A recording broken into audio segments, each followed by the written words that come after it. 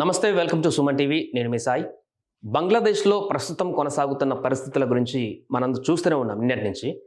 తాజాగా అక్కడ మరింత ఆందోళనకరమైనటువంటి పరిస్థితులు ఏర్పడ్డాయి. ఎంత ఆందోళనకరం అంటే అది ఎవరు, ఎప్పుడు, ఎందుకు, ఎవరిని ఏ రకంగా చంపేస్తున్నారో కూడా తెలియట్లేదు. అంత దారుణమైనటువంటి పరిస్థితి. అంటే ఆందోళనకారులు విద్యార్థులైనా, స్టూడెంట్స్ ఉద్యమం మొదలైంది అక్కడ. రిజర్వేషన్లకు సంబంధించినటువంటి అంశం యువకుల నుంచి మొదలైనటువంటి ఉద్యమం కాస్త ఇప్పుడు అదొక డిఫరెంట్ వాతావరణంలోకి వెళ్ళింది. అంటే సంఘ విద్రోహ శక్తులు ఎవరైనా అందులో పార్టిసిపేట్ చేస్తున్నారా, ఇంకెవరైనా ప్రత్యేక గ్రూపులు అందులో ఇన్వాల్వ్ అయ్యాయా, ఇలాంటి అనేక ప్రశ్నలు ఉత్పన్నమవుతున్నాయి. ఎందుకంటే అక్కడ ఒక సినిమా హీరోని కూడా తాజాగా మట్టు పెట్టినటువంటి పరిస్థితి. ఒకసారి పూర్తిగా ఆ వార్తల్ని చూసేటువంటి ప్రయత్నం చేద్దాం. ఇంకొకటి, హసీనాని ఆమె బ్రిటన్కి నిన్న రిక్వెస్ట్ పెట్టుకున్నారు అక్కడికి రావడానికి, శరణార్థిగా అక్కడికి తలదాచుకోవడానికి. బట్ బ్రిటన్ నిరాకరించింది నిన్న. సో ప్రస్తుతానికైతే ఇండియాలోనే ఉంది. ఇక్కడ చూడొచ్చు ఫోటోలో పూర్తిగా పార్లమెంట్ ఇంటి దగ్గర నిన్న అక్కడ బంగ్లాదేశ్కి సంబంధించిన నిరసనకారులు అందరూ వెళ్ళి పార్లమెంట్ సీట్లలో కూర్చొని ధూమపానం చేస్తూ, సిగరెట్లు తాగుతూ, హసీనా ఇంట్లోకి వెళ్ళి అవన్నీ పరుపులు, సోఫాలన్నీ ఒక్కొక్కరు ఎత్తుకుపోయాయని చూసాం. ప్రస్తుతం ఇంకా అంతకు మించిన విధ్వంసం కొనసాగుతుంది. 440 మంది ఇప్పటికే మృతి చెందారు అక్కడ ఈ ఆందోళనలో. హోటళ్లకు నిప్పు, 24 మంది సజీవ దహనం అంట. చూడండి ఎంత దారుణమైనటువంటి అంశం ఇది. అంటే అక్కడ ఉన్మాద స్థితి ఏ రకంగా మారిందనేది మనకు అర్థం పడుతుంది. అంటే నిరసనకారులు శాంతియుతమైనటువంటి నిరసన చేస్తారు. ఆమె ఆల్రెడీ రిజైన్ చేసి వెళ్ళిపోయింది ప్రధాని. కానీ ఇక్కడ ఇంకా కూడా ఎందుకు ఈ రకమైనటువంటి పరిస్థితి కొనసాగుతుంది అనే ప్రశ్నగా మారింది. వీళ్ళు నిజమైనటువంటి నిరసనకారులైనా ఇంకెవరైనా ఉన్నారా? ఇక్కడ చూడండి, సినీ హీరోను కొట్టి చంపిన అల్లరి మూకలు. బంగ్లాదేశ్లో కొనసాగుతున్న హింస, దేశవ్యాప్తంగా లూటీలు, విధ్వంసం, పార్లమెంట్ రద్దు, త్వరలో ఎన్నికలు, తాత్కాలిక ప్రభుత్వ నేతగా యూనస్. ఇక్కడ బ్రిటన్ నిరాకరణ, కొన్ని రోజులు భారత్లోనే హసీనా అంటూ. ఇక్కడ చైనా ఐఎస్ఐ హస్తం ఉందా అనేటువంటి ప్రశ్న కూడా చూడొచ్చు.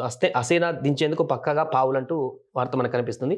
బంగ్లాదేశ్లో ప్రధాని హసీనా రాజీనామాకు, పలాయానికి దారితీసిన కార్చిచ్చు ఇంకా చల్లారలేదు. దేశవ్యాప్తంగా దమనకండ నిర్నిరోధంగా కొనసాగుతుంది. గత 24 గంటల్లో కనీసం 100 మంది ఘర్షణలకు బలయ్యారు. పార్లమెంటు రద్దుతో ఎన్నికల నిర్వహణ మార్గం సుగమమైందంటూ ఒక వార్త.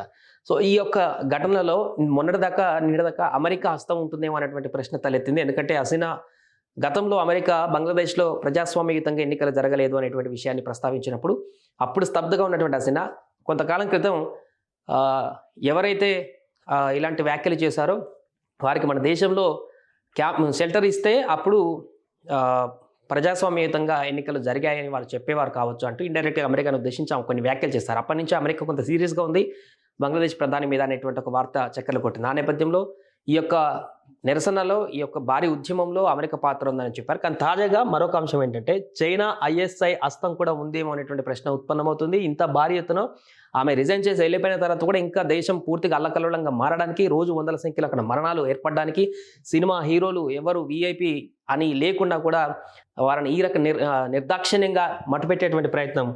ఒకటి చూడండి, ఒక హోటల్లో 24 మంది సజీవ దహనం చేశారంటే అంటే ఏ ఇంటెన్షన్తో వాళ్ళు ఈ యొక్క ఆందోళన కార్యక్రమాలు చేస్తున్నారు, అది ఎవరు చేస్తున్నారు అనేటువంటి విషయానికి సంబంధించి అనేక డౌట్స్ వస్తున్నాయి. దీనిలో భాగంగానే చైనాకు సంబంధించిన కొంతమంది లేదా ఐఎస్ఐ హస్తం ఉందనేటువంటి ఒక దానికి సంబంధించినటువంటి వార్తలు కూడా వస్తున్నాయి. దానికి సంబంధించి పూర్తి వివరాలు కూడా కొద్ది రోజుల్లోనే బయటకు వచ్చేటువంటి అవకాశం ఉంది. ప్రస్తుతం అయితే బంగ్లాదేశ్లో నివురుగప్పిన నిప్పు లాంటి పరిస్థితులు కనిపిస్తున్నాయి. కొత్త అధ్యక్షుడు యూనస్ ప్రస్తుతానికైతే ఎన్నుకున్నారు. బట్ ఆయన తీసుకునేటువంటి నిర్ణయాలు, సైనికులు అక్కడ సైన్యం చేసేటువంటి కార్యక్రమాలన్నిటిదే ఈ యొక్క శాంతియుత వాతావరణానికి కారణంగా కావచ్చు. సో వీళ్ళంతా తొందరగా అలర్ట్ అయ్యి ఎన్నికలకు ముందు చేసేటువంటి ప్రక్రియతో పాటుగా ఈ యొక్క మొత్తం నిరసనకారులందరినీ కూడా శాంతియుతపరిచేటువంటి విధంగా నిర్ణయాలు ప్రకటిస్తే తప్ప అక్కడ ప్రస్తుతం అయితే కొంత ఆందోళన అయితే తగ్గుముఖం పట్టేట్టు కనపడట్లేదు. సుమన్ టీవీలో మీ పర్సనల్ అండ్ బిజినెస్ ప్రమోషన్స్ కోసం కింది నెంబర్కి కాంటాక్ట్ చేయండి.